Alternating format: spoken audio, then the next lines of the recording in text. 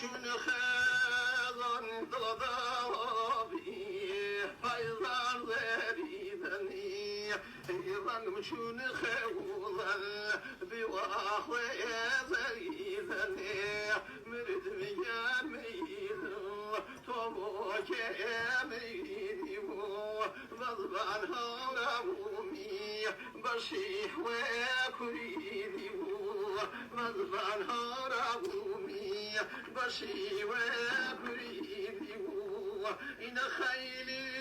ونی دل نگیجان آرزو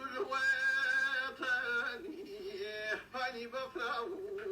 ونگان فانی بفراو مرد میان مرید با محسی چاولی خم نگاوری کاتو مدولی اگر وابی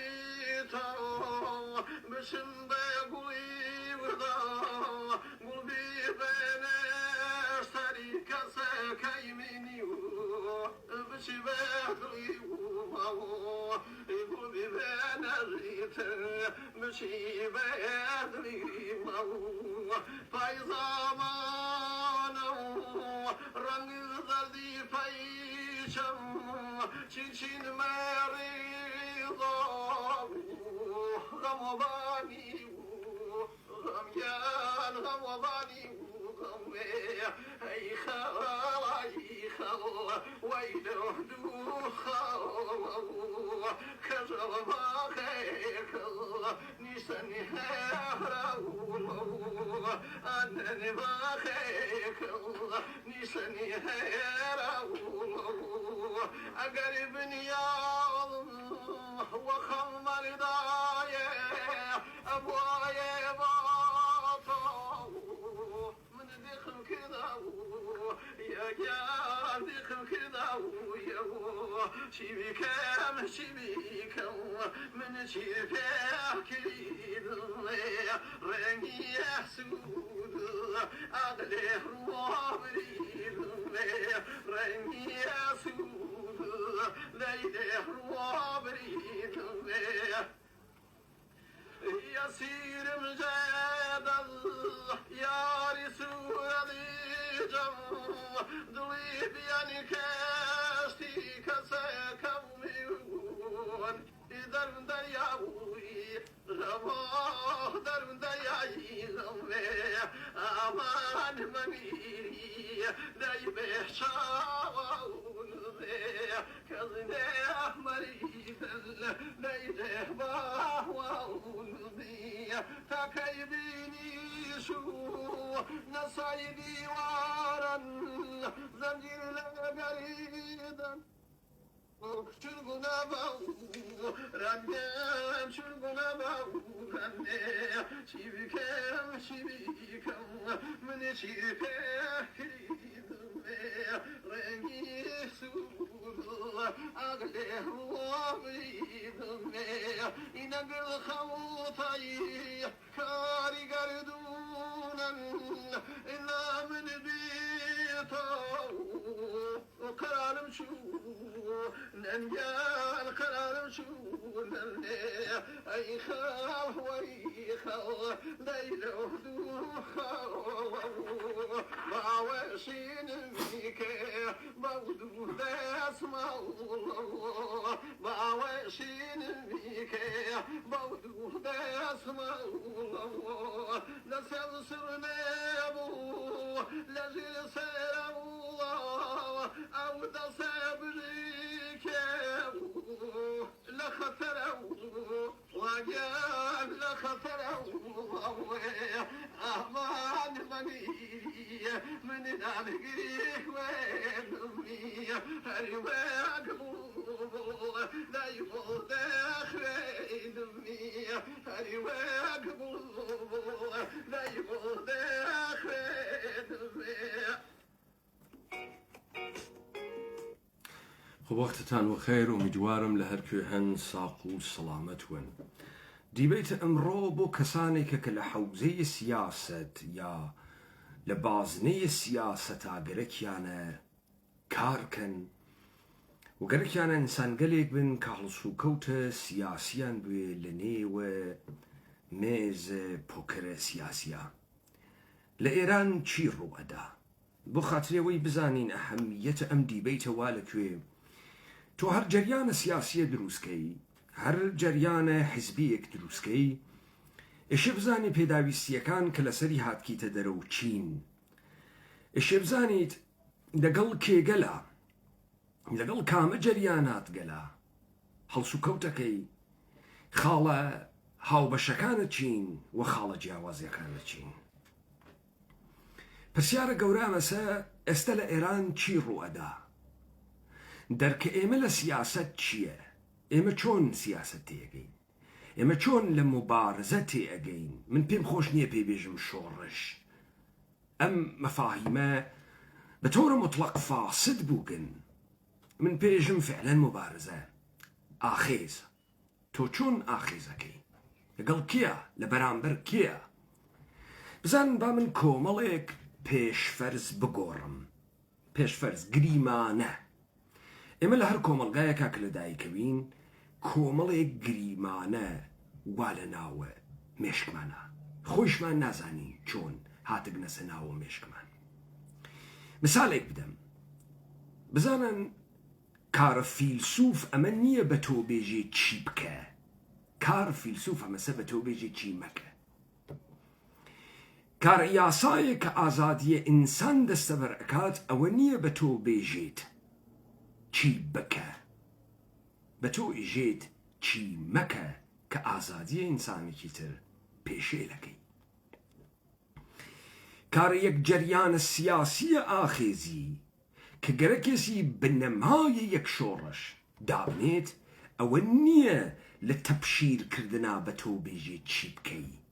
بەڵکو لە دنیای ئەمڕۆی قەرنە 21 بە هەبوونە مێگەلێک کە لە ڕێگەی جۆرا و جۆرەوە ئاراستە ئەکرێت کارە یەک جەریانە سیاسی لە وەهلەیە ئەووەڵا حسێبکردن لەسەر ئەوە نییە خەڵک قارەمانە حسێبکردن لەسەر ئەوە نییە کە ئێمە تەسویرێکمان لە ئینسانە قارەمان هەست کە ڕەبەنی ئەکا و سک هەڵ ئەگوشی و بە شاخ و داخا ئەڕوا و ترس مەرگ بەسەر شانی و دائیمەن مەوجودە ئەمە کەسی تێ نایەرێت و کەس نایەرێتە ناو حەوزەی سیاست کابرا دوکاندارە کابرا ژن و مناڵدارە کابرا پیرە ژن و پیرە پیاگە کابرا مناڵە و ئەمەی پێ هەڵ ناگیرێت خۆنادا لەم بازنە و لەم حەوزە گریمانەکان ئێمە غەڵەتن بەڵام حاکمیەت و دەسەڵات بێکاردانانیشێ ئەو لەبەر خاتریەوەی بێدەنگی لە ناوە کۆمەڵگانەوێت لەبەر خاتریەوەی وەهمی ئەوە بە تۆ بدات کە تۆ بوونت هەیە کە تۆ ئیرادەت دەرئەکەوێ کە تۆ بەشداری جۆرێک لە هەڵس و کەوتت بۆ تەبینەکە بۆ دابین ئەکە یەک جەریانە ئینقلابی بۆ خاتری ئەوەی کە خەڵکێک لە مەسیرێکی دروستدا بنێت کاری ئەوەسە بە خەڵک بێژێ چی مەکە نەوەی کە چی بکە تۆ چی ئەەکەی ئێشێ بڕۆی فرمۆڵەکەی بدۆزی تۆ بەڵام ئەمە ناکەی ئەمە ناکەی کە حاکمیەت پێتی داگە ئەمە ناکەی کە بە ناوی گەورەی خەریکی بە ئێمەی فرۆشیتەوە تۆ ئەمە ناکەی کە ئینحراف دروستکەی بەلا ڕێدا چوونا دروستکەی لە مەسیرە ئاخێزە لە ئێران چه خەبەرە ئێمەمانان فێر بووگین بە کۆمەڵێک وشە دیموکراسی بەشداریکردن نوێنەرایەتی مەسەڵەن ئێژین کە ڕژیمە جمهوریە ئیسلامیە ئێران ڕژیمێکی مستەبدە یعنی دیسپۆتیکە و ئیجازە نادات جمهوریەت لە ناوە ئێرانە جێبەجێ بوێت با ئێمە گریمانەکەمان وابێ کۆمەڵە و دیموکرات سەلتەنەت تەڵەب و جمهوری خوا لە ئێران ڕاز ئەکەن بەرساختێ دەسن هاتگە لە ئەمنیەتی نیەن بەڵکو گەرەکیانە جێگەیە سیاست وەرزی و جێگەیە بەشداریە سیاست بۆ خۆیان بکەنەوە تێن ئێژن ئێمە دەبێت یەکگرتووی دروستکەین لە ناوە ئۆپۆزیسیۆنە ئێرانیە یەکگرتووی لەگەڵ هەموو توێژەکانە ئۆپۆزیسیۆنە ئێرانیە ئەوانەی لەناوە دڵە حاکمیەتە جمهوریە ئیسلامی ناوبانگیان پیا کردگە، کەرەستەیان پیا کردگە. تەمام ئەوانەی کە لە تەلەڤیزیۆنەکانە دەرەوەی وڵات خەریکن کارەکەن گشتیان لەو جێگە وا فڕە دەریاگن و بەناوبانگ کریاگن جمهوری ئیسلامیە. تۆ ئەمسالێکی وەکو نوریزاد و نەسرینە ستوودە و تەقیە ڕەحمانی و فەرەجە سەرەکوهی و سازگارا و نوریزاد و تەمام ئەمانەی کە ئێوە تەیە ساڵهای گوزەشتە بەناوە ئەکبەر گەنجی و مهدی خەلئەجی و یەک لە دوای یەک تفی کردنەوە جمهوری ئیسلامی و هاتنە دەرەوە و ئیستە وانە بەرەیە زاهرە ناڕازیە یەک عنوان بە تۆ ئەدەن: عەلی خامنەئی. و ئێژن عەلی خامنەئی گەرەکە جمهوریت لە جمهوری ئیسلامی بسێنێت و بیکا بە سەرفەر نظامێکی ئیسلامی. بە تۆ ئێژن پۆستی ڕیاسەتە جمهوری پۆستێکی بێکەڵک و بێسوودە، لەبەرەوەی حەمەی خاتەمی وتی من لە کاتە ڕیاسەت جمهوریمە تەدارۆکات چی بووم، یعنی لە نۆکر عەلی خامنەئی بوو. چەنێ ئەم قسە ڕاستە؟ منێکە گەرەکمە سیاست کەم و منێکە گەرەکمە شۆڕشی هەڵگیرسێنم خەریکە من وارم بەم ساحە و ئەقڵە من بە من ئێژێ کە من ئێشێ یەکگرتووی دروستکەم، پەیوەندی دروستکەم، چین و توێژەکان بدۆزمەوە، هێزەکان بدۆزمەوە، هێزە کۆمەڵایەتی، تا بتوانم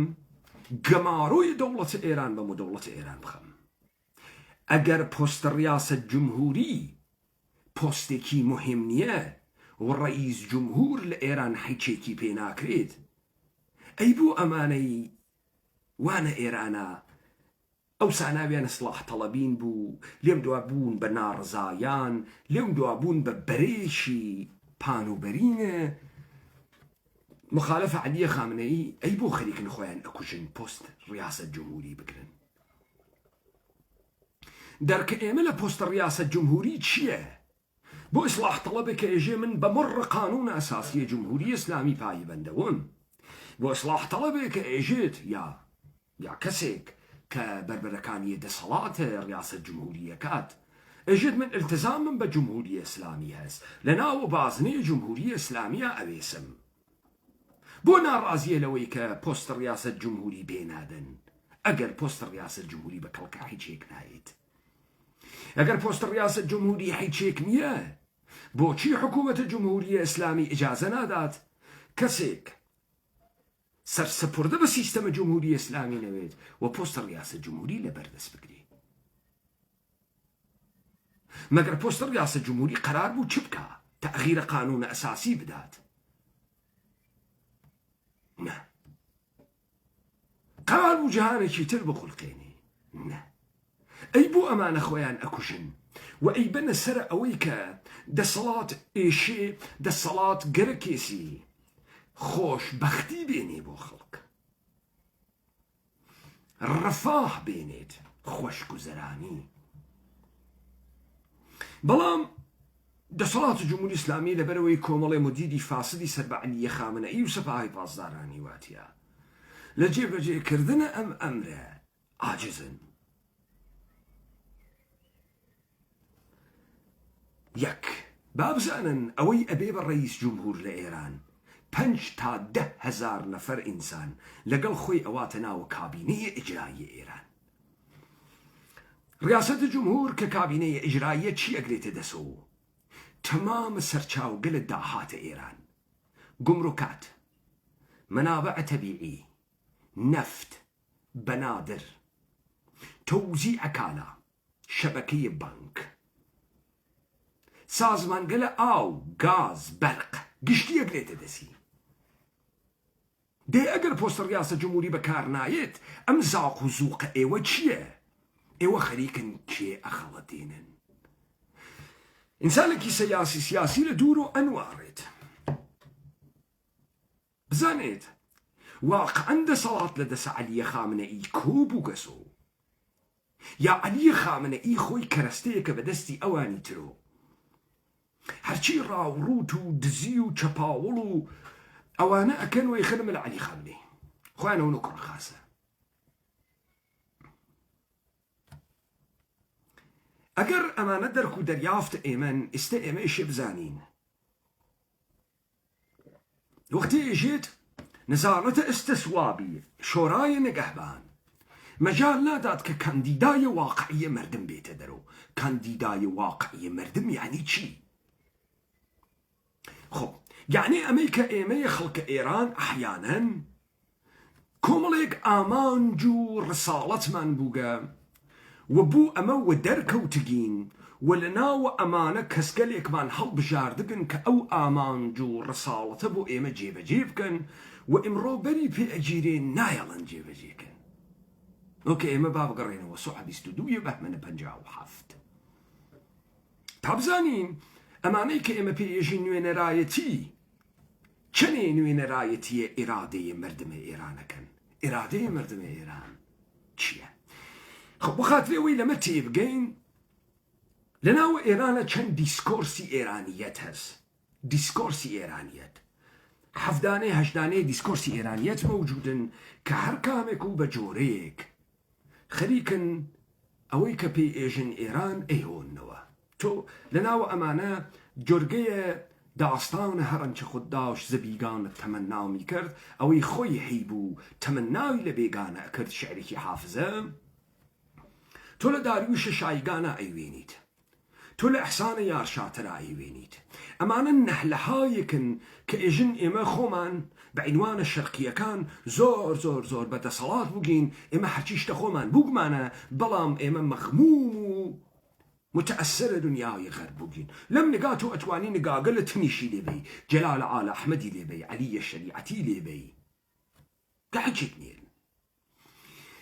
دیسکۆرسێکی تریان دیسکۆرسی متفەکرین و ڕۆشنفکرینە دینیە. ئەم دیسکۆرسە کەسانێک وەکو مستەفا مەلیکیان، کەسانێک وەکو عەبدولعەلی بازرگان، کەسانێک وەکو عەبدولکەریم سروش و ئیلا ماشەڵڵایە کە پێیان وایە بە ئیجتیهادێکی تر بە نوێسازیەکی تر لە دیناوە لە تەشەیوعا ئەتوانن ئێران نوێ بکەنەوە. کەسانێکی تر هەن کە دیسکۆرسێکی ئەنەزە و دیسکۆرسە ئەمەسەکە ئەوەی ڕابردووی ئێرانە، ئەوەی سنەت و عرفە ئێرانە دەبێ بیکەیتە تەنێکەی خۆڵەوە بۆ بە کەڵکە هیچێک نایێت. ئەمانە کێن؟ ئەمانە نەحلەگەلە مختلفن کە لە حەمەڕزای نیکفەڕۆ تا مرادە فەرهادپوورۆ تا جەمال زادەوە ئەمانە ئێژن سەر تاپا دەبێ ببینە غەربی تا سادق زیبا کەلام. دیسکۆرسێکی تریان ئەوسا دیسکۆرسە انحتاط بوو لێمدا بوو بە ئیجتیهاد. دیسکۆرسە ئێران شاریە سەید جەواد تەباتەبایی. سەید جەواد تەباتەبایی معتەقدە کە ئەوەی کە ئێران گوزارەدا بە مۆدەرنیتە و معزەلە ئێران حەلەکات دەستگاه ڕۆحانیەتە شیعەس کە بە ئیجتیهاد خۆیان ئەتوانن بنیادەم جامعە بگۆڕن. بۆ ئەو کەسانێک وەکو ئاخوندە خوراسانی و ناوینی ئینسان گەلە مهمێکن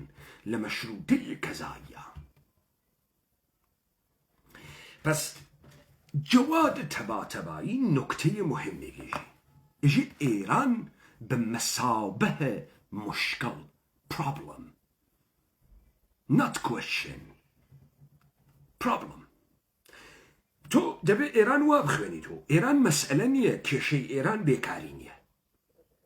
کێشەی ئێران فەساد اجتماعی نییە، کێشەی ئێران فەقر نییە. ئەمانە مەسائل اجتماعی اقتصادین و ئابوورین کە ڕەبتی بە حەوزەی سیاسەتۆ نییە. ئەم کڵاپسەک لە ئێرانە مەوجودە چییە؟ ئێران کوێز؟ ئەمە سوالە بۆ کەسێک کە گەرەکی سیاست بکات، کەسێ لە سلێمانی دانیشکە لە هەولێر دانیشکە گەرەکە بزانێت لەگەڵ چه خەبەرە و چۆن گەرەکی سیاست بکە. براوە کێس دۆڕاوە کێس هێزگەلێکە لەگرام مەترەح ئەون و بەرچاوەکەون کێن چەندێک قوڵایی و چەندێک هێزیان هەست کێن ئەمانە.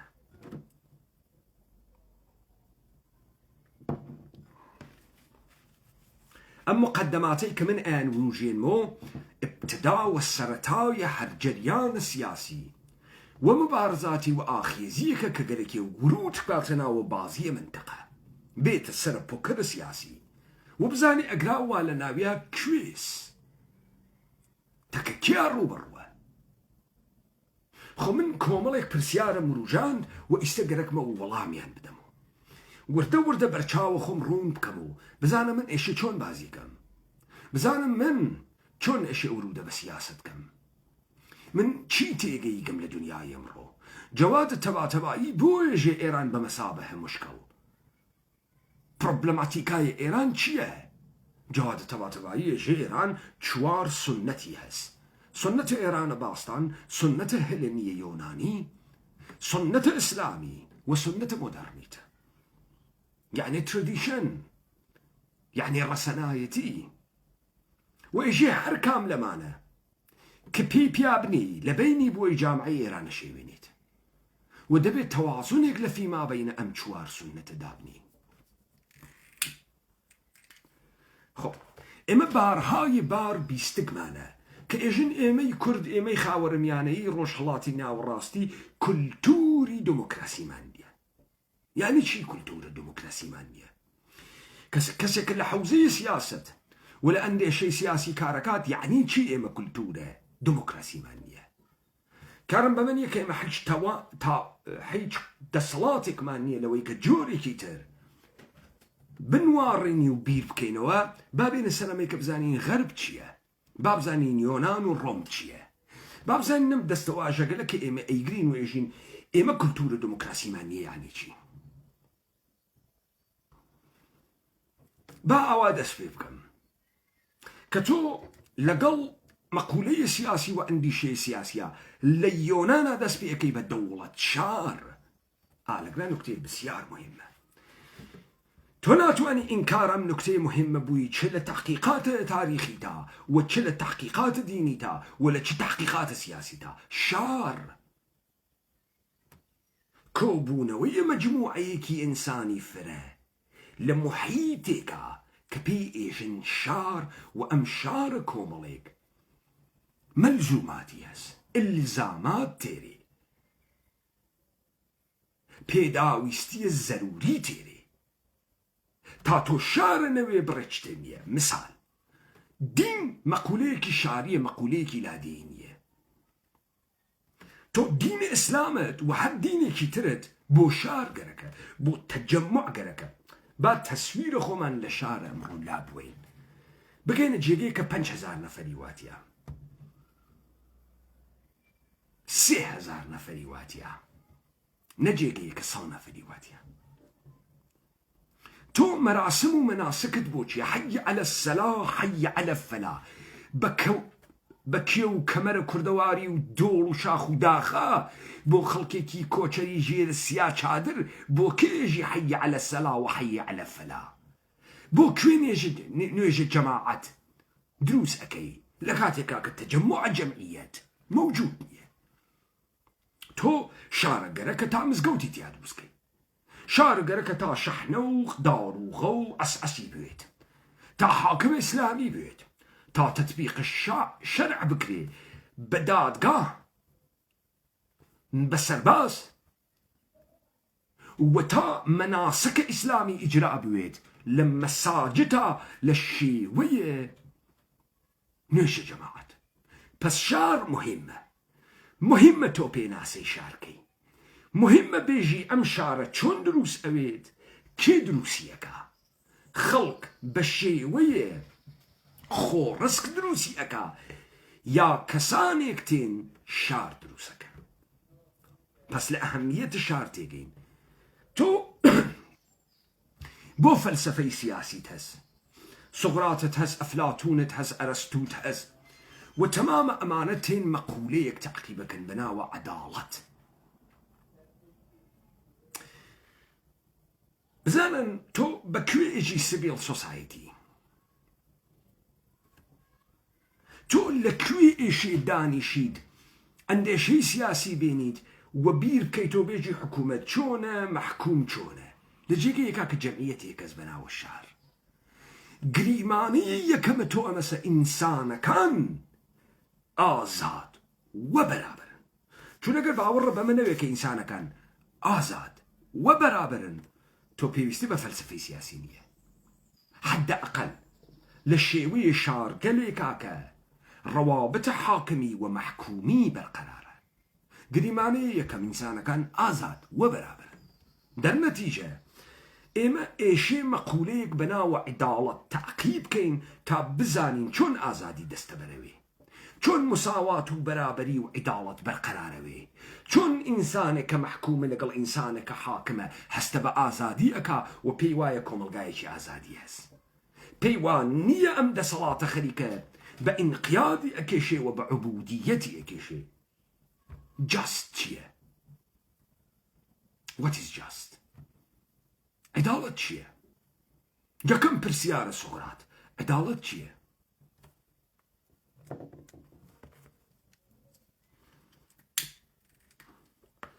هەر پێک هاتەیەکی شاری جارە ئێمەشە سەرەتا ئەمە بزانین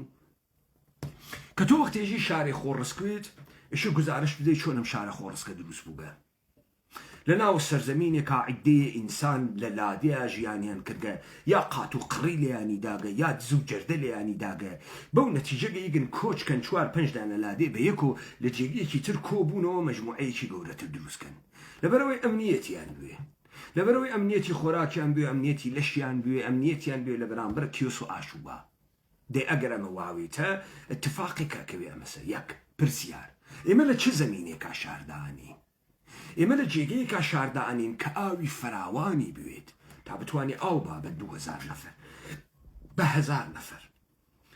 زەمینی قابل لە کشتی بوێت تا بتوانین جوتیاری تیا بکەین تا بتوانین مەڕداری تیا بکەین تا بتوانین خۆراکە ئەم مردمەی کە لە زەمین تەمینەوێ جێبەجێ بکەین ئۆکەی ئەگەر ئێمە هاتین بە شێوەی خۆڕسک جێگەیەکمان هەڵبژارد و کردمان بە بنەمای شار یەک اتفاقەکە فێ ئەم خەڵکە 1000 نەفەرە ئێمە فێر ئەوین ئوموراتە 1000 نەفەر بەیەکۆ ببین بڕێوە لەبەرەوەی کەس تەعەدای کەس نەکا کەس ماڵە کەس نەخوا کەس گیانە کەس تەهدید نەکا خود بخود لە ناو ئەم شارە دەسەڵاتێ دروستەوێ کۆمەڵێ خەڵکی قەیم ئەبن بە ئەشرافزای ئەم شارە وردە وردە بە گوێرەی سەدان ساڵ خەڵک کۆچی تێکا شارەکە ئەدڕێ گەورەترەوێ ئەگەر جێگەی خۆراکی فرێ بوێ لەگراتەوە جیلێ کەس بەناوە جیلە ئەشرافزای شار یا کەسێکە هەڵی ئەفژێرن بە عینوانە حاکەمە شار ئەمە نە ئەتوانێت دیسپۆتی کوێت نە ئەتوانێت پەلامار ئەم خەڵکە بە چون ئەم خەڵکە بە ئەساسێکی تاریخی هاتگن و بنەمای هەڵس و کەوتە خوایانیان داڕشتگە و دارای ناو پێگە و جێگەن دەی ئەگەر شارێک کەسێک دروستی کردوێت ئێستا لەگرا کێشە دەست پێک ئەو کەسە کێیە ئەو جەمعیەتەی وای کۆچێنێ بۆ ئەگرا کێن چۆن خۆی سەرەتا بووگە بەهێز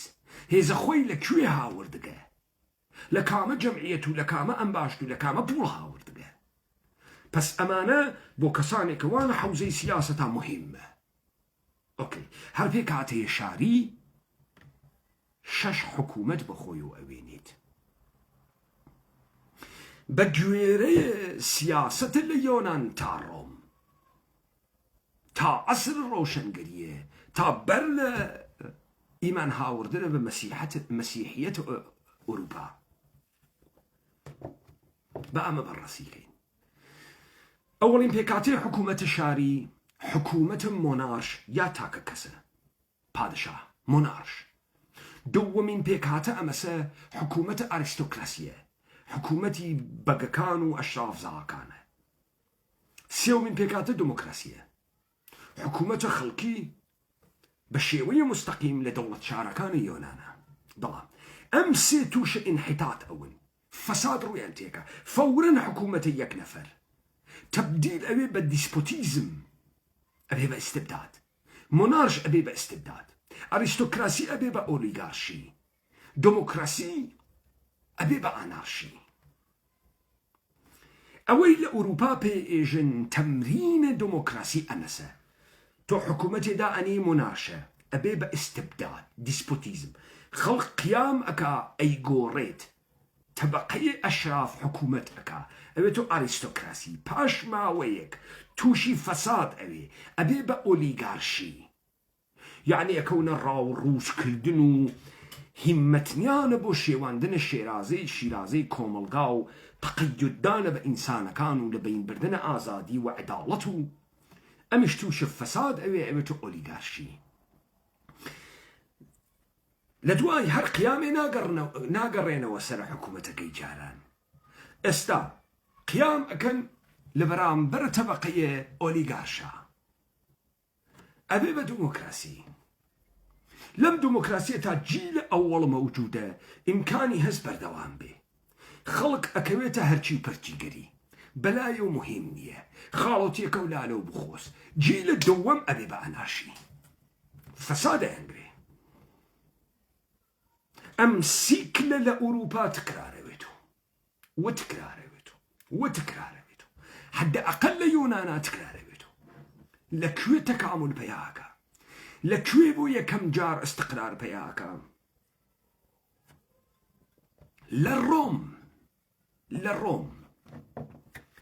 للروم كالرومولوس دا يعنيت للروم اتفاقي كفي بادشاهي أبي بجمهورية تركيب السي فورمولا حكومتي لويدانين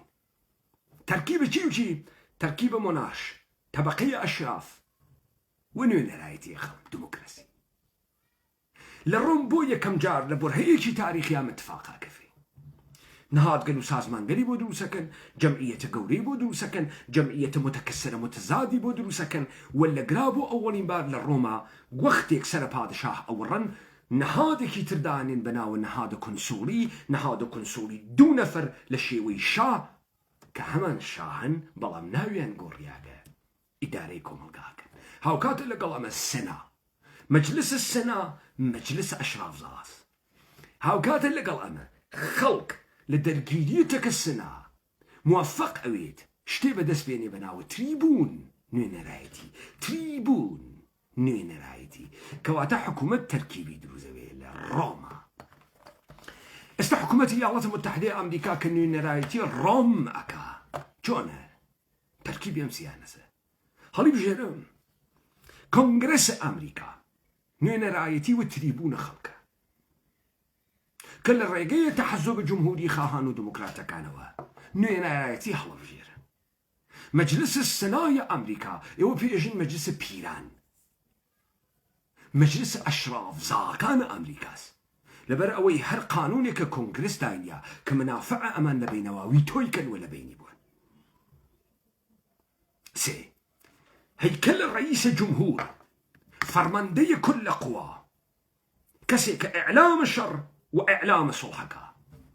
بنوين رايتي مستقيم والدنق مستقيم خلقي هلا بجيريد للتحزب جمهوري خاهي وديمقراطيا بريطانيا هاوس اوف لورد هاوس اوف كومن رويال فاميلي ريتشارد السوم تشارلز السوم هيكل سلطنة مشروطة هاوس اوف لورد مجلس أعيان وأشراف هاوس اوف كومن نون رايتي مردم للرقية تحزب برلمانية وتشكيل كابينة بو إدارية كشور تركيب أمسي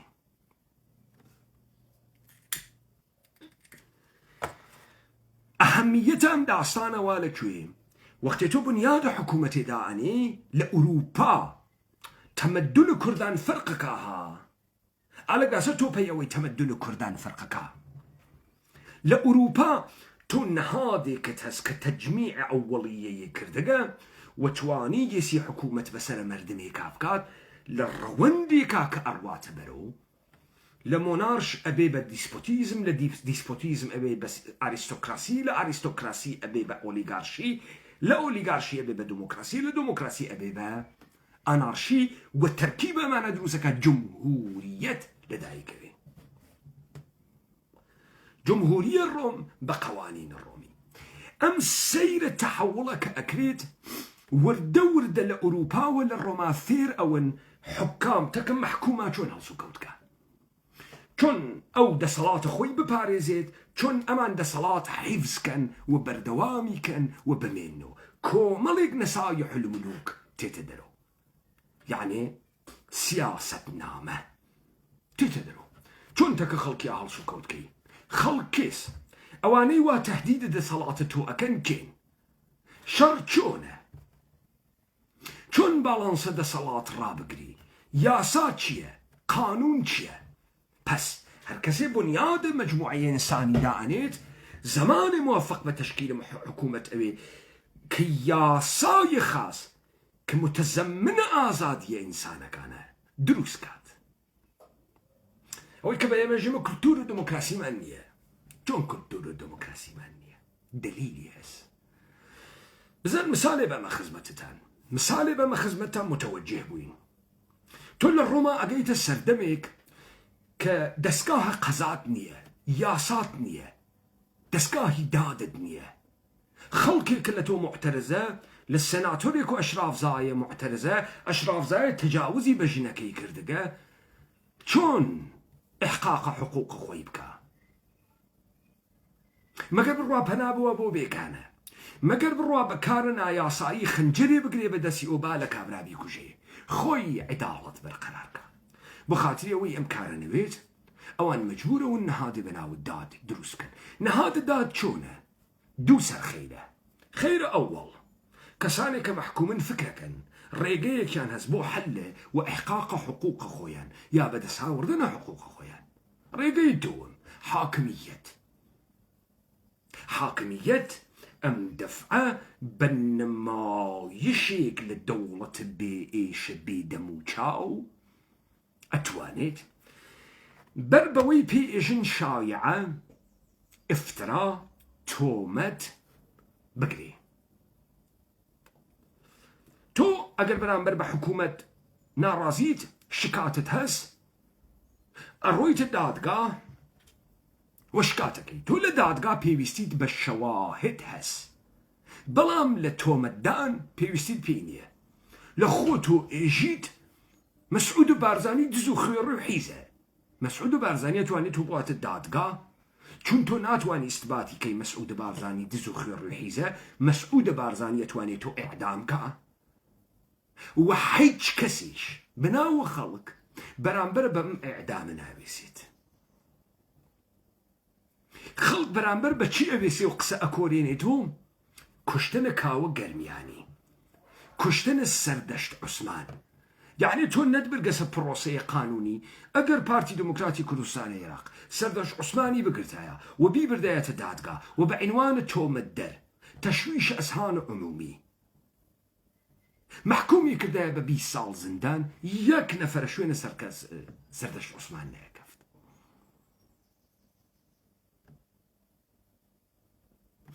تاگرا متوجه بووین، تاگرا تێگەین سوال ئەمەی لە ئێران هەست چییە؟ چی ئەمەی وا لە ئێرانە؟ ئایا ئێمە لە ئێرانە ئەشرافیەتمان هەست بەو معنا لە چوولە قڕونێکا کە شار ئەسفەهان و ڕەشت و کرماشان و سنەدا نریاگە کۆمەڵێ خەڵکی بتەو لە بنیاونە ئەم شارانە وەتاران هاتبنە دەرەوە بووبنە سەر شارە خەڵکە سنە طبقەیە حاکمەی شارە خەڵکە سنە تاران ئەسفەهان. واوگەسە نەخێر وانیە مەوجود نییە. تۆ ئەشرافیەتت نییە لە ئێرانە نیتە. طبقەیە حاکمە تۆ لە ئێران هەسە نیتە نەتبووکە بە گوێنی تاریخیش نەتبووکە. خەڵکێس خەڵک کۆمەڵی جەمعیەتە لە ئێرانە کە ئەکۆچێندرێت بۆ پێگەگە لە شاری. ئۆکەی خەڵکێکە ئەکۆچێندرێ بۆ پێگەگە لە شاری چۆن خەڵکێکە. مثال لە ڤنیزتان بۆ بێرمەوە. لە ڤنیزا وەختی شارە ڤنیز دروست ئەکەن بۆ یەکەم جار لە کنارەکانە دەریا وەختی بەڕبەڕەکان پەلامارە ڕۆم ئەدەن خەڵک ئەکشێتەوە بۆ کنارە دەریا. ئاخرین جێگە جێگەیەکە کە شارە ڤنیزی تیا دروستەکرێ. کۆمەڵی جەمعیەت لەوێ کۆئەبوونەوە لەبەرەوەی تەعدادیان فرە نییە بەناوی شارێدا ئەنێن کۆنتڕۆڵی ئەگرنە دەسەوە ئەکسەرەن ئەشرافزان لەبەرەوەی بنیان گوزارە شارن. وردە وردە شێوە و پێگەیەک لە ڕسوم و حکوومەتداریە کە دایەنێن مهاجرینی تر تێرێ بەرەو ڤنیز. ئەمانەی کە تێن بەرەو ڤنیز حەقە ئاو و گڵیان نییە، نە عیلەت ئاخێزیان هەست نە فورسەتە ئاخێزیان هەست. چیە کاکە تۆ لە وڵاواتکی خۆتە کردگە سەگرا بووی تۆ ساحێوە ئەگرا تۆ کێی لەکوێ واتگی؟ عیلەتێکی نییە مخالفت کە. ئەگەر گەرەکی شوێ مخالفت کە فرسەتێکی نییە مخالفتك لبروي أو إجماعينية قدرتينية هيزينية تجمعينية بورينية أم هسي أم هلو لقراو قسا وبوكيسي لذا حكامان فينيس وطبقي أشراف ونيس فرا حواسي هس بماني واتازه هاتقن حيج فرصتي كي خونواندن ندات لبروي أجر فرصتي خونواندن بدات شأنيت بياكن سازلوي تمام أواني إمرو لإيرانا شغلنا والشاركان وشغلنا كرماشان وسنو ومريوان ومهابات جوان رو تاران وأصفهان وكرمان وبوشهر وأهوازي أندروس كردقا صاحي والشهر نيان حج كاميان خويا متعلق بوشهر نازان حج كاميان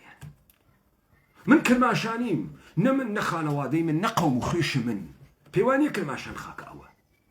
بيواني خاك حق أو قليهس بيواني مشارة ناوي كسيفي بيواني أملكيو هاتناو مشارة إم إلتك مانية مخالفتك تازا أجر إلت مان بيت فرصتي مانية درفتي مانية كرستو إمكاناتي مانية بس لإيران تو استا إشي تعريفي كي علي خامنئي مستبدة هاوكات أواني كجير مجموعية إدارية دولة إيران أوليغارشن لسطح كوملايتيا كوملغانية وأنارشية خلق فاسدة رأي قانون ناكا حقوقي يكتري ناباريزي قشتي كلاو بردارة يكتري بدجمني يكتري أويني برنا تماع وحسد ورشك ودرو خليك قني يكتري يدرن أم إيران كويس بعد تو شون لقرا فعاليتك كين أمانة شون علي خابنئي مستبدة لبرامبر كي مستبدة لبرامبر من بيمان حيدري حج وخنا ومتبقي أوليغاش تا أغاي علي خامنئي بمن مجال بدات من ببن بنوين رايتيهم أردم وببن بسرو كومار همشي اتفاق ناكفي أي كين أمانة غروخيان كرقة للصوحة بستدوية بحمن بنجاو حفت فرصتي دروس أوي كومالي بيداي كوباوك أون بحاكمان السرزميني بناو إيران لو وقتو تا استباسقاري بيكتديكن قرر كان الشيوي لأشرافية دروس كان آية الله بون أشرافيته كر مرجع التقليد بيداي كوباوك بون أشرافيته شيعية أثناء عشرية كل كوانا دسكردن أشرافيته أمانا حق حكومتي يا ناس استعلي خامنئي مستبدة لمقابلك أوليغارش إيراني بمن ربطي كينية أي شون إمل إيران أشرافية مانية كاوراد يكشوة لحلبي آباد ونازي آباد ويافت آباد بي أوي أشراف زاوي يكسر تبديل أبي بتبقي أوليغارش يكسر أوليغارش أمانة قروغ دا صلاة أمانة كرديانا حاميان الجمهورية الإسلامي أمانة حاميان حافظ النظام أماننا بورو إمكاناتو كرستو مؤسسات ولا جيردس أمان سندية قانوني وزور قانوني ولا جيردس أمان أوليغارشية إيراني كينما أوليغارشية إيراني أنا بقزاي كرة نا والله بيداي كوباوكنا متعلقا معلوم نيا لكوي هاتكن لخللو فرج جريان بستوديو بحمنا هاتكنا سدرو مشتي بيسو 5 صالو 6 صالو بيداي كوباوكو تقمة حيزو للشرايط كلاو برداريا تبديل بقول متبقي أوليغارش إيران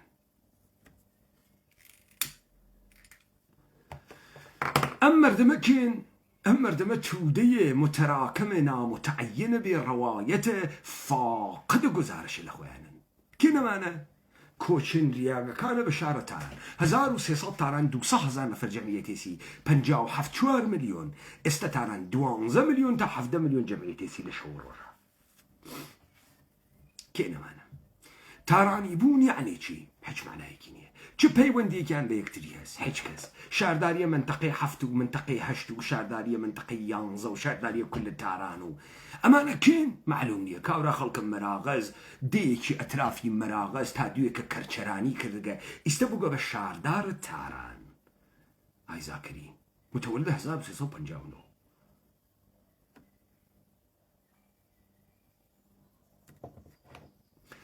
إيران من قەڵەمڕۆ بازارێ پێویستی بە نەغت هەست. ئێستا منێژم جمهوری ئیسلامی بەرەگرێ من نوێنەرایەتی واقعی بین. یعنی چی نوێنەرایەتی واقعی؟ یعنی کۆمەلگایە کە توانیوێ گزارش لە خۆی با، کۆمەلگایە کە توانیوێتی بە قەوڵە ئێوە ئینقلابە مردمیەکی کردوێ. ئینقلابە مردمی کردن یعنی چی؟ یعنی مردم تەعقیبە ئارمانێکی کردگە و ئارمانە چییە کە ئەم مردمەی بۆ هات کەسە خیابانەوە کەس نازانێت. مهمە کە تۆ بزانیت لە دوای 22 بەهمەنە 57 عیدەیە ئینسان لە ئێرانە دروست ئەون. حەج کەمەنبەر لە 22 بەهمەنە 57 موجود نییە. سپاه پاسداران، سپاه پاسداری کردنە لە جمهوری ئیسلامی ئێران حەج کەمێن نە ئینقلابی وگن، نە باعث ڕۆخانە شاب وگن، بە بوجە بە پوڵ کارمەندی بە پوڵە 180 ملیۆن تمەنی دەوڵەتە موقت لە ئوردی بەهشت مانگە 1358 ممکن ئەون. ئۆکەی، ئێمە لەگرام مردمێکمان نییە کە ئەم مردمە تەعقیبە ئارزوویەکی کردوێت. بە گوێرەیە تاریخێ لە تەمەدن ئیدەیە بگێڕێت، نەمایشێ لە تەغییر دروست کریاگە. بعد ئێژن ئەمانە تەبەلورانە ئێرادەیە مردمن. کێ تەبەلورە ئێرادەیە منە؟ مەرتیکە خومەینی، باهونەر ڕەجائی، کێ تەبەلورە ئێرادەیە منە؟ حەج کەمیان. پس ئەم بازیە گشتی کڵاوبەرداریە. تۆ لە سۆحە 22 بەهمەنە 57 ئەتوانی سابتی بکەی کە ئەمە تەغییرێکی مردمین ئەوگە. تا ئەگەر کەسێ بە ناوی ڕەچایی تێتە دەرۆ، کەسێ بە ناوی بازرگان تێتە دەرۆ، ئەمە نوێنەرایەتی لە هیچ کەسێ لەم جامعەی ئێمە ناکات. کارم بە من نییە کە تۆ توودەیەکی نامتەعەلقی بێ فرسەتێ دروست کردگە سنووقێکی بۆ دانێژی تۆ ئینسان مهمێکی بێدەنگی تێبخە. و نوێنەرە تۆس بێدەنگی تێبخە. نوێنەرە تۆ ئەحمە و مەحموو و تەقیە و فڵانە کەسە بێ بزانم کامیانە گەرەکە، ئەحمە و گەرەکە، تەقی گەرەکە، مەحموو گەرەکە. ئەمە نوێنەرایەتی نییە، ئەمە مردم نییە، ئەمە جامعە نییە و ئەمە ناڕاتە ناو فۆرموڵەیەک لە غەرباز. جمهوری ئیسلامی چییە؟ مستەبدە. جمهوری ئیسلامی مستەبد ئۆلیگارشی ئانارشیە. چییە جمهوری ئیسلامی؟ توتالیتاریزمە. کێسم توتالیتاریزمە؟ وەختی تۆ تعریفێ ناکەیتەوە کە جمهوری ئیسلامی چییە و تۆ لەگەڵە چیا مخالفی ئەکەویتە ناوەوەی کە عەلی خامنەی مستەبدە ناو شۆرای ئیستیسوابی هەست. ئەمە قسەی تۆ نییە خوێڕی، ئەمە قسەی ئۆلیگارشە ئێرانیە، ئەمە قسەی تۆ نییە، ئەمە قسەی تۆ نییە، ئەمە قسەی مالکە ئوستاندارە تەورێزە واتە کە ڕئیسی کەوتە خوار. 41 ساڵێسی کوڕی گەوات، 41 ساڵێسی لە ناو جمهوری ئیسلامیە توولە مەراغەیەکی باوک ئاو گۆشت فرۆش کاری ئەکێشێتە ستادە ئیجرایی فەرمانە ئیمام، صاحبە هۆڵدینگ های یەکی پەس ئەز دیگەری، ملیاردها ملیارد تمەن، ملیۆنها دۆلار سەروەت بۆ بێدایک و باوکێکی مەراغەی باوک ئاو گۆشت فرۆش. ئاغایە مالەکە ئۆشتۆر لە هەلیکۆپتەرەکەی ڕئیسیە، کەسیش باسی ناکە. زاوایە نەمایەندەی مەراغە، یەکێک لە 12 دەورە، نازانم 12 دەورە چەند دەورەست، نەمایەندەی مەجلس و نەمایەندەگیهای مختلفە ویلایەتە فەقیه وە لەناو ستادە ئیجراییە فەرمانە ئیمام ئاغای هاشمی. ئەوانە نوێنەرایەتی مەردمە ئێمەن واقعاً. بعد عەلی خامنەئی لابووین چۆن ئێمە نوێنەرایەتی سێشی هەڵبژێرین لە بینە تاجزادە و ئەحیانەن ئەبەی موهتەدی و ئیشی هەڵبژێرین واقعاً. کوێز ئەم ئێرانە کوێز؟ چه خەبەرە لەم ئێرانە؟ بڕۆ تماشای مستەنەدهای غیرە ڕەسمی عەلی خامنەئی بکەن، ڕەفتارە عەلی خامنەئی تەشخیص بن. نا فقط سخراني كان وقت شاي يخوا وقت قالك محبت بك وقت انا ما اشكاي كتيو اويني وقت قالك بيجي من انسان فكتيو خوينيكم باوكا ناس مو دايكا بيروغو باوكا تواني بروات الريوه علي خامنئي تركا دسي ألرزي دلي ألرزي وأترسي سپاه پاسداران قدرت ندازو علی خامنه‌ای قدرتی داکو سپاه پاسداران ئێوانەی واژن سپای پاسداران دنیای خوارگە و ئێرانی خوارگە کین تەبەقەی ئۆلیگارشن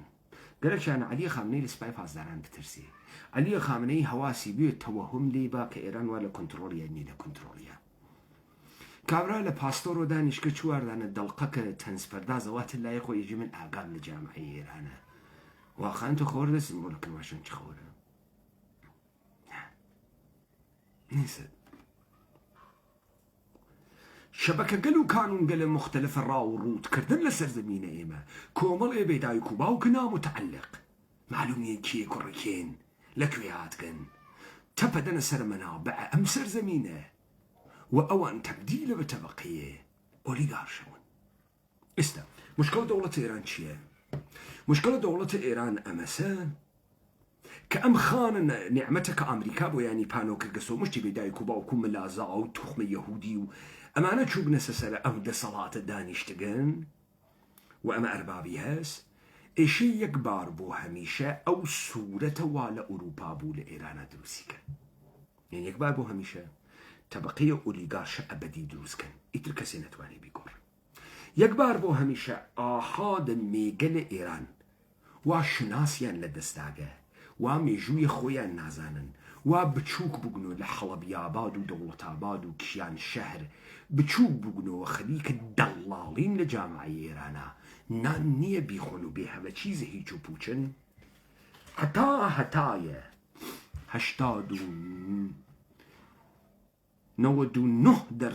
نيم مردمه تا أبد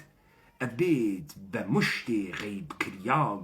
عبد بردية طول خدماتي ولا واجن فروشي تا معقد فروشي إشي خوشحالوي كفرصة أمي بياك وأما يكبار بو هميشة بابزاني لكوملقاي فاسدة لكوملقاي جامعينا متعينة بالروايتا فقد يك نفر وحكومته منارش مكان بزيرة جمهورية ممكنية بويا دولة إيرانيش دائما يك هيكل قدرة من دي بيت لبيرتانتين ودو شش ايانو رضا شاه روحت شاد ببخشن ايانو مرق برخامنه اي رضا شاه روحت شاد اما يعني چي رضا شاه روحت شاد خامنه اي هرث كان يك نفرن رهبر إيران أم خامنة يك امرو قدرة تام وتمامينية بيشتر مشاورة دها لولوي سر خرمانة أما إشي بمريت شخصيك وقت تو قرقت هر جمهورية كي تازة بنياد دروسكي وقت تو قرقت قوانين وياساون هادقلة تازة دروسكي إشي قدرته مطلقة لدستي يقنا فلاوي بخاطري وي كامتي بقين أوي بو أم سرزميني إيما برانا بيغمر لبر خاطري وي مردم إيما أقلياني نافامن إنسان الدانا 50 صالي تر أوينيت إنسان أحمق نايوينيت أما بو خاطري أمي بتواني مصلحوي كوملقا بقوري إيجي من بسرچاوي أوتوليتا ودا صلاتي كي قورة الوصلة أو تو إيجيت مكة أو تو إيجي يجوزون يا لا يجوزون مني نراوم أو تو تكيسي سنوشت أهر أمسا دوران بحلوي دبي شيخان سهلوي دبي هروا بقو هروا دبي خرخالة دستي مر دبي جاوم سفيد وقد ختي آسين كتاو بابتي كران وكش قشن دبن مردي قديم دلتن دبي شريكي شربو بند دبي هروا بقو هروا دبي پیغمبر يهوديتا يعني پیشگویی کردن پیشگو تو چون اوی تو پیغمبر خو اوینی خەو ئەوێنی وەکو یوسف بوەخشن حەفت گای برسی تێن حەفت گای قڵە و ئەخوەن فرعون خەوەوێنێ باوەکەرە یوسف ێژی 7 ساڵ قات و قڕی تێت و مصر داپڵۆسێنی 7 ساڵ شکۆ خەیر و بەرەکەت تێت و پاش ئەوە 7 ساڵ قات و قڕی تێت یوسف چۆن پێغەمەرە چون ئەتوانێ پێشگویی کە داهاتوو چۆنە ئێستا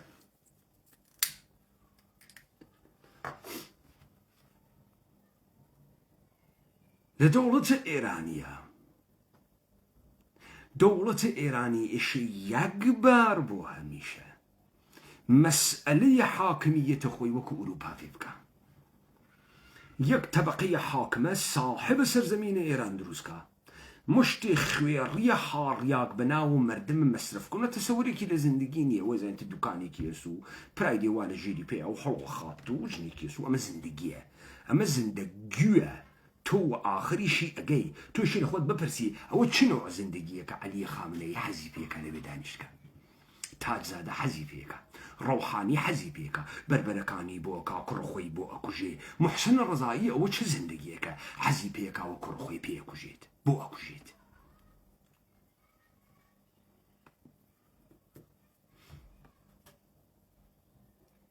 پس ئەوەی لە گرا اتفاق کەوتگە زەرورەتە دەوڵەتە ئێرانە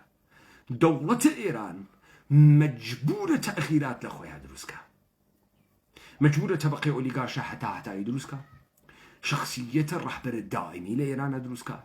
حاکمیەتە قانون بێرێت و ئەمە ممکن ناوێ مەگەر وە یەک نەفەر دەسەڵاتدار ڕۆمۆلۆس برای خۆی کوشت ڕۆمۆلۆس کوڕە خۆی کوشت چونگەرێکی جمهوریەت دروستکە ئەگەر بۆ ئیستایەژن ڕەزاخان پیای خاسێک و گە لە ئێرانە چون زەکاول مڵک فروغی یەهودی تەئیدی کرد ئێران گوزاری بە دەوڵەتە مۆدەرنە کرد ئەبوو ئایە یەک مستەبد کە قودرەت مطلق لە دەستیا و بێت جافرسان بکوژێت عەلی مەردانخان بکوژێت ئاغاشر بکوژێت سەرانە عەشایر بکوتێت عەشایر ئسکان بدات زەمینیان لێ بسێنێت ئێران تەبدیلە بە دەوڵەت بکات مؤسساتی تیا بنێ دادگستەری ئاموزش و پەروەرش فەرهەنگسەرای زەبان فارسی بەلەدیە شەهرداری بانک ئەرتش پاسگا ژاندارمەری دای بنێت ڕاشا پێخەسی بوو ئەمانەی نەکرد بۆ منافع شخصی خۆی ئەمانەی کرد بەرای ئیرانەما عەلی خامنەی ئایستە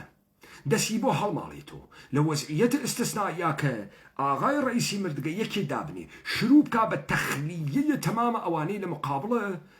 جانشین عەلی خامنەی یا ئەوێسن ڕوودار بووگن پڕڕوو بووگن پوڵدار بووگن تەمایان زروگە یەک نەفریشیان پیاگ نییە ئەوە ئێستعدادی نییە ئەوە نشکوفایی و نبوغی نییە مشتی بێشەرەف لە خولەلفەرەجی ساڵە 2057 هاتنە دەرەوە عەلی خامنەیەشی سەر عیدەی لەمانە بکوتێ نەیکوتێ عەلی خامنەیە کوتن پس عەلی خامنەی دەسەڵاتە مطلقە لە ئێرانە نییە با بسانن ون نییە لولوی پێنیشانەدەن عەلی خامنەی ئەتوانێت لە وەزعیەتە ئستثنائیە ئەمانە جەمع و جور کاتەوە تەمام ئەوانەی کە ئیدعایەکیان تێ خۆفشەوەکەن و لە ئێرانە بیان واتە سەتح جانشینەکەی و لە جانشینەکەی خواردتر تا ئەم حکوومەتە ئێرانیانە نەشێوی ئەگەر ئەم کارە نەکا عەلی خامنەئی بمرێ طبقەی ئۆلیگارشە دایک و باوکە ئێرانی قمە یەکتری ئەدەڕن لەسەر خانە نێعمەت لەسەر دەسەڵات و پوڵ لە بیرتان نەچێت لە پێگەهای ئەمەی کە تۆ پێژی دەمۆکراسی لە ئوروپا وەختی نەسایح الملوک ئەنووسن سوالەکەن پرسیارەکەن پارێزەر ئازادی کێس طبقەی ئەشرافە یا عەوامە مردمە ئیستا طبقەی ئەشراف کێس طبقەی ئەشراف طبقەیە تەوانگەر و سروەتمەندە، طبقەیە مردم کێس بێدەسەڵات و بێتەوانە. ئۆکەی، طبقەیە ئەشراف گەرە کێسی مەوقعیەتی کە بەدەستی هاورگە بیپارێزێت. طبقەیە مردم گەرە کێسی مەوقعیەتی کە نێسی بەگرتنە لە ئەشراف تووشی بوێت و دەسەڵاتدار بێت. سوال زۆرە کامیان فرەترە، کامیان زیاتر ئەتوانێت ئاشۆ دروستکات، کامیان زیاتر ئەتوانێت استقرار بسێنێت، کامیان زیاتر ئەتوانێت ئەمنیەت بشێوێنێ. خەڵکێک کە کینەی هەست و تەماعی هەست، خەڵکێک کە حرسی هەست و پێگەی پاراستنی هەست. کامی تاریخ بە تۆ نیشانەدات ئەوەی وا ئیمکانیاتی هەست و گەرەکێ بیپارێزێت شێوەی پاراستنی زیادەتدانە بە سروەت بۆ حفظ و تەوسعەیە قدرەتە. یعنی لەم وەسەتە کە ڕاوڕوتەکە ئیشت زیاتر بکە، قورقکاری زیاتر بکە تا دەسەڵاتی بتەوتر و بڵاوتر بکاتەوە. ئەمە خود بخۆت کیۆس دروستەکە، ئاشوب دروستەکە، کوشتن دروستەکە، شێواندن دروستەکە. مردم حتا ئەگەر گەرەکیانێ بڕۆنە جێگەی ئەوان نە قودرەتیان هەست نە ئیمکانیاتیان هەست نیسیان. و ئەمما فۆرموڵەتر موامرە، خەڵکێک ستەمی لێکریاگە موامرە ئەکا یا کەسانێک کە محەبەتیان پێکریاگە، ئەوەی کە محەبەتی پێکریاگە، ئەوەی وا ستەمی پێکریاگە دەسەڵاتی نییە و ئینتقام گرتن و تۆڵە ئەستاندن بەقەدەر حرس دەسەڵات و پوڵ بە قووەت نییە. کەسێک ئەتوانێ موامرە بکا کە توانە موامرەکردنی هەست، ئەوەی خەڵکە وا لە خوارۆ دەسی ناگات بە سەرانە حکوومەت، بە تەنهایی ناتوانێ ئەم کارە بکە، مەجبورە 4 نەفەر و 5 نەفەری تیش لەگەڵ خۆیان بخاتە ڕێ، بە مەحزە ورودە نەفەرە بەعدی نفوزی تێتە ناوە نەقشەکە، ترس و لەرز و خۆشیرینکردن تێتە ناوە نەقشەکە. دەرنەتیجە ئیمکانە موامرە لەلایەنە کەسە تاڵبە تۆڵە سندن سفرە، بەڵام کەسێک کە نزیکە لە دەسەڵات محەبەتی پێکریاگە پوڵی بردەگە بە ئاسانی دەسی بە دەسەڵاتداران ئەکا، بە یەک نەفەری ئەتوانێ نەقشەی خۆی ئیجراکە و زۆر و هێزە تەماعە دەسەڵات زیاترە. تاگرە متەوەجه بووین؟ ئێستا ئێمە بەم نەتیجە ئەگەین بە مقدماتە کە من چنیم لە ئێرانە یەک دانە پیاگە حەقیقیتیان نییە، لە ئێرانە هیچ هێزی مردنێک موجود نییە، لە ئێرانە هیچ نیروی سیاسیە کە دارای عمق اجتماعی بێت موجود نییە ئللا ئاخێزە کوردەوارە سەربەخۆ. لە ئێرانە عەلی خامنەئی قدرەتە مطلق نییە، دەوڵەتە ئێرانی پێویستی بە کارشخستن هەست نەیکە دڕیاگە. لەگرا ئاخێزە کوردەوارە سەربەخۆ واقعی ترین جەمعیەتی وا لە دەسا و خەریکە ئەیواتە ڕێوە. دەوڵەتە ئێرانی بۆ ئێمە ناگرێ لەبەر خاتری وەی ئاخێزە کوردەوارە سەربەخۆ ناژێ عەلی خامنەئی جنایەتکار تا یارانی بگرن، بژە عەلی خامنەئی دز تا یارانی بگرن، بژە جمهوری ئیسلامیە پەتوسێدارە تا یارانی بگرن، بێژن تەشویشە ئەسحانە عمومیەکە درۆ ئەکا، ناتوانێت کارە بکە. ئاخێزە کوردەوارە سەربەخۆ ناژێ تاران بەدەم کەسەوە پێ ناکەنێ، عەبای کردووەتە سەرەدارەکان قسەی وا ناکە. ئاخێزە کوردەوارە سەربەخۆ دانیشتگە ئاخێزنامەیەکی سابێ لە 300 ساڵ ڕابردوو چۆنیەتیە دانان ئەن باشتە ئەوەڵیە مەقدور بوونە دەوڵەتە ئێرانی باس کردگە باسەکە شار چۆن داندێ دین چۆن تێت جعلیاتە کەزائیە ئینقلاب مەشروتە ئینقلاب 57 چه شکلیە تاقیبیەکە و لە ئاخر و بەم نەتیجە ئەگا ئەمە دەوڵەتە بەرخاستە لە ئێرادەی ملەتە ئێران نییە، کۆمەڵێ کارمەندە کۆرپۆرێشنێکن بناوە ئێران کەم کۆرپۆرێشنە ساحەوی هەست بریتانیا و ئەمریکاس. تەمام دەوڵەتە ئێرانی ئیستا ئێمە بە شەواهد و ئستدلال و قساکەین، ئێمە ئەژین دەوڵەتی ئێرانی نامەشروعە سەپا پاسداران موجودیەت قانونی نییە مەشروعیەت ئینقلابی نییە بۆ من تەعسی لەم پدەرسەگە ناکەم چون ئەم پدەرسەگە تەبقە ئیدعای خۆیشی کە ئینقلابە 57 دروست کردەوە درۆ ئەکا تابەت لە ئینقلابە 57 بۆ خستنە شا مەوجود نەوکە دوای ئیجادە خەلای قودرەت بە بودجێ 180 ملیۆن تمەنی تقریبا 25 ملیۆن دلاریە دەوڵەتە مۆقەت کۆمەڵی بێدایک و باوک و دەهاتی و هەرچی و پەرچی و خوێڕی بە درێژکردن ڕێژ و کرکەوانەیە عەقیق ئەو نۆ حافزانە ئینقلاب ئیسلامیش ما ئینقلاب کردیم نە تۆ ئینقلاب نەکردی ئینقلابێکیش لەگران نەوگە پس دەوڵەتی ئێرانی ناتوانێ ئێمە بواتە دادگای ئێمە زانین کارکردە دادگا چییە دادگای دانیاگە ئێمە شایعە دروست نەکەین ئۆکەی شایعە ناکەین ئەڕۆین دلیل مخالفەتە خۆمان ئێژین بۆ تۆ بە مەشروع نازانین بۆ تەبەقەیە ئۆلیگاشە بە مشتێ بێدایک و باوکە زانین بۆ تەکەم گەوادانە هیچ ئیتحادێ ناکەین ئێمە نایڵین تەبەقەی ئۆلیگاشە ئێران بە ئادرسە غەڵەتە لە بین بردنە عەلیە خامنەئی ئێمە بواتە ناوە مشارەکەتە بازیەک لە ئاخریش و سەر پەتەکەواوە دەسە خۆیوە زۆرە ئەو هەسی پوڵە ئەو هەسی هێزە ئەو هەسی ئەی ئێمە چی یەکەین ئێمە دنەی عەلی خامنەئی ئەدەین بەکاری تێرین ئەوان بکوچێ لە هەردوو لا بە نەفع ئیسلامە بەجێ وەی خۆم بیکوژم دەس انتقامە من لە ئاستینە عەلی خامنەییەوە دەردێت بالێیانم کەوە باوکانە بالێیانم ڕاندخۆرە بێ شەرەفانەی وام سەرزەمینەیە مایە نەخوارکە مشتی توو لە هەندی یەهودی معلوم نێ لەکوێوە هاتکن بەلیان بیان کوژە نان کوژێت کوژن مەجبوری وایتە سەرم مشار بڕۆیتە بەرە ئەدڕێی تێتە دوا ئەدڕێ ناگەرەکە لە قینە من ناگەرەکە بژۆڵەوە پەیمانە حەیدەری دنەمانەدا ئەو پەیمانە حەیدەری ئینسانێکە و فیتنەس و گەرەکێ من دەسم ڕاخێنە دەیمەیکە بابزین کێ زەرەکە مەیکە بێسەوە دیارۆ تا ئەمریت وەختی مردیت ڕۆحانیە کاتە قنە خاتەمی خاتەمیە کاتە قنە ڕۆحانی ڕۆحان هەرتکیاوەیەکۆ کەنە قنە قاڵیباف قاڵیباف کاوە قنە ئەمانۆ بزان ئاغەجا من بۆ وا قسەکەم لەبەرەوەی خاص بفامی کە خاص حاڵیمە تۆ لە ئێرانیەتێکا کە داعاکە هیچ سنەتە تاریخیەکرد نییە بەم مەسیرەوە من لە ئوروپا وتم تێنەپەڕێکی تەمامە ئەمانە ساختەس تەبەقەی ڕۆحانیەتت بە مۆدێرنیتەوە بە تەجمیع سروەت وفرۆشە مەنابع ممکن بووگە مزگەوتت تەشەیعت دوران متأخر والعصر مودرنيته ممكن بوغا شريعة إسلاميت لدوران متأخرة بإمكانات مودرن ممكن بوغا مرتيكا تو هاتكي كومالي بيدايكو باوكا بي همه چيز ناو شاركان لأيما دروسكي ومن أم بازيمة لأيوة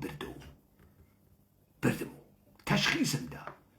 تنيا جمعية واقعي لمسر زمينة كرد قومية نيكيا وفقد إيما أتواني لمقاولة واشرقي ايوه مشتي بيدايك وباوكنا متعلق ودو نفر تانية برستان بوبكا رولا نه نفر لهليكوبتركي رئيسيا كوتون خوار بزور حاكمية جمعية تانو 50,000 نفر بو تشيع جنازة يك نفر لخانوادي من فوتكا 100,000 نفري بوتيت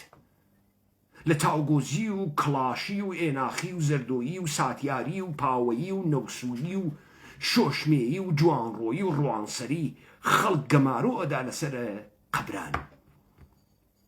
إيوه أولا بيدايكو باوكن بإمكانات حكومتي وبسيج ولشكر ومشكر نو نفرتان توبيقة 50,000 نفر ناتو وتشي جنازة بزور حاكميات ببور حاكميات ندقرك بيكي ندقرك قزاري بدي بجمهورية النوين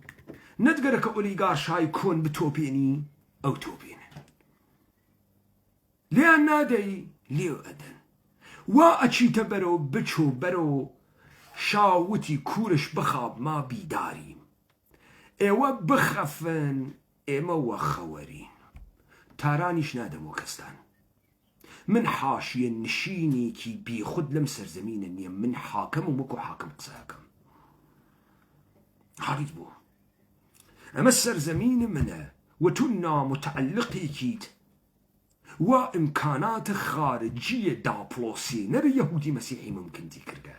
من ڕیشەم هەست پێگەم هەست خاکم منە مێژووی منە فەرهەنگە منە مەردەمە منە هەڵاتەکێنم لە تاران 7 ملیۆن جەمعیەتە تارانیش نامتۆقێنێ ئەوەنە و بەستگیان بە یەکتری نییە ئەوەنە نێسیان من ئەزانم نێسیان من ئەزانم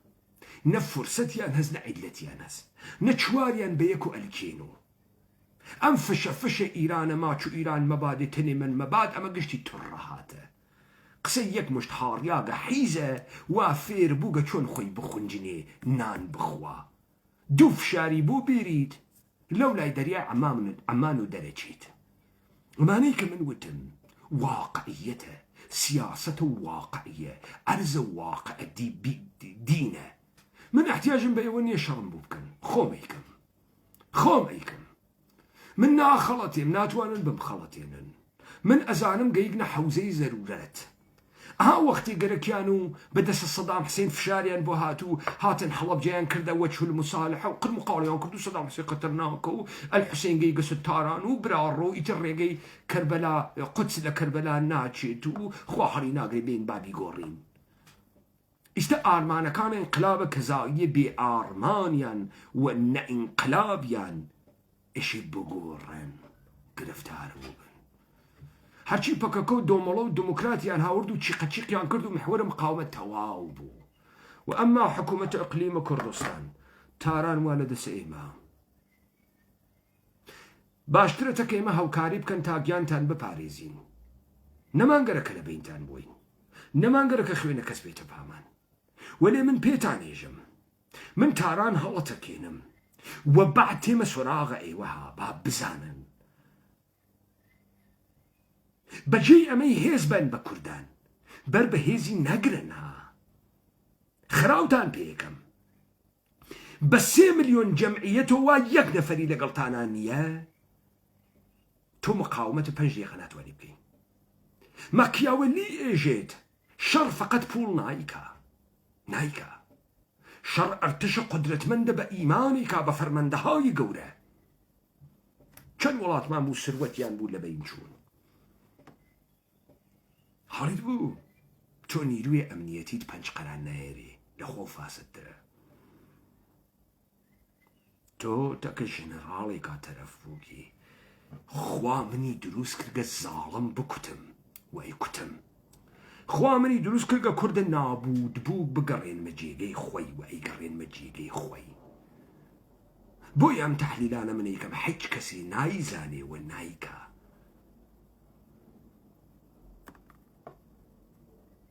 ئەوەی لە ئێران ڕوئەدا حەوزەیە زەرورەتێکە کە یا عەلی خامنەی ئەمانە دەبینەوە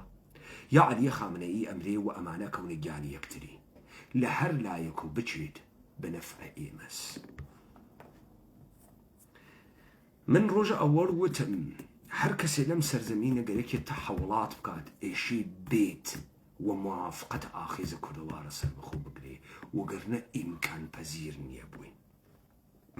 ئەمڕۆ عەلی خامنەئی ناتوانێت شەڕە تەبەقەی وەلیگاش بکات بوو لەبەرەوەی دەوروبەریەکانە هەن عەلی خامنەئی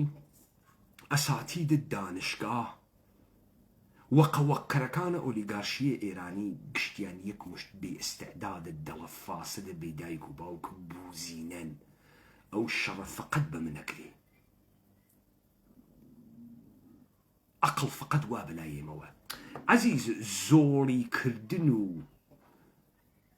فیتنەکردن و لە پشتا خەنجەر وەشاندن سیاسەت نییە هەر حیزێ ئەمانە ئەزانێت سیاست هونەرە بەدەست هاوردنە دەسەڵاتە و ئەو هونەرە لە ئێمە بەلووتکە گەیگە ئەمە اتفاقێکە کە لە ئێران کەفتەگە و ئەکەفێ و ئەچێتە بەرەوە ڕۆژگە لە ئایەندە ئێمە مشاهدەکەین چه اتفاقێکە کەفێ ئەوەی لە ئێرانە گەرەکی ئاڵوگۆڕ بکات ناچارە قدرەتە ئاخێز ئێعتراف پێ بکە و ئەمە سەرزەمینە ئێمەس